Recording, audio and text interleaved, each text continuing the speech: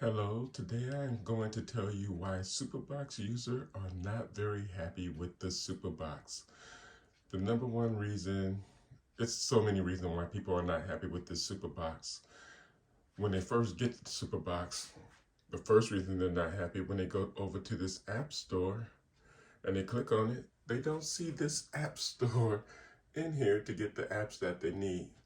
That's the first reason why most people are not happy with the Superbox. But I have a video that I will attach to the end of this video that shows you how to obtain this app store.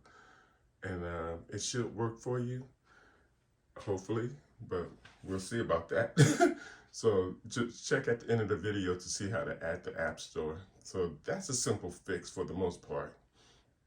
Okay, now the second reason people do not like the Superbox, or they are they're just not happy with the Superbox, is that when they click on their BlueTV or the BlueVod, we'll just start with the BlueTV, why people do not like the BlueTV and why they're being frustrated so much. They'll click on their BlueTV. Oops, I'm not on the BlueTV. Let me scroll back over to the BlueTV. People will click on the BlueTV, and it'll come up, it'll do this little countdown. You got to make sure that it does that real fast. Otherwise, it won't connect. So you have to see it count up real fast, okay? So make sure you give it time to connect to your internet. Let me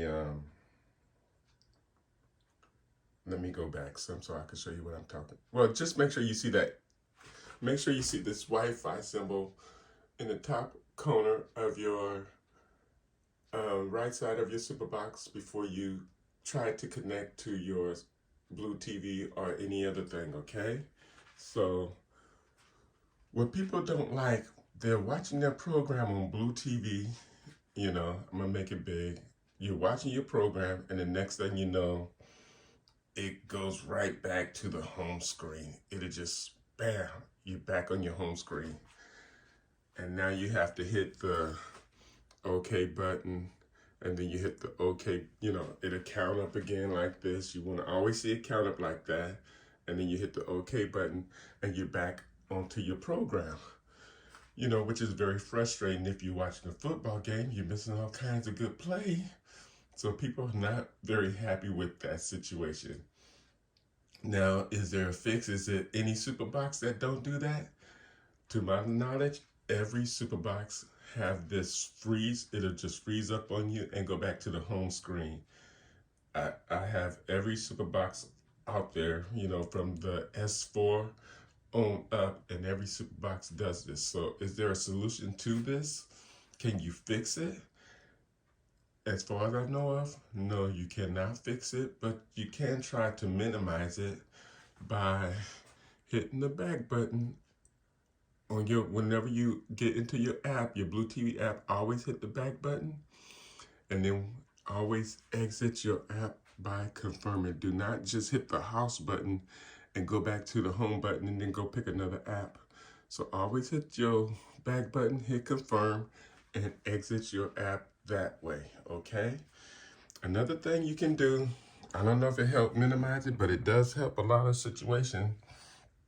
Go to the back of your Superbox, unplug your power cord, plug it back in. Those are the only solutions that I found that kind of help possibly minimize it from freezing and doing all kinds of other stuff like that. Now, the other thing that people don't like about the Superbox, when they go to BlueVod, I'm gonna click on BlueVod, and same thing, make sure it counts up. If you get to 30 and it's still counting slow, you're just going to, it's not gonna play properly, okay? So what happens when they go to BlueVod and then they'll pick a movie, I'm gonna just pick a movie.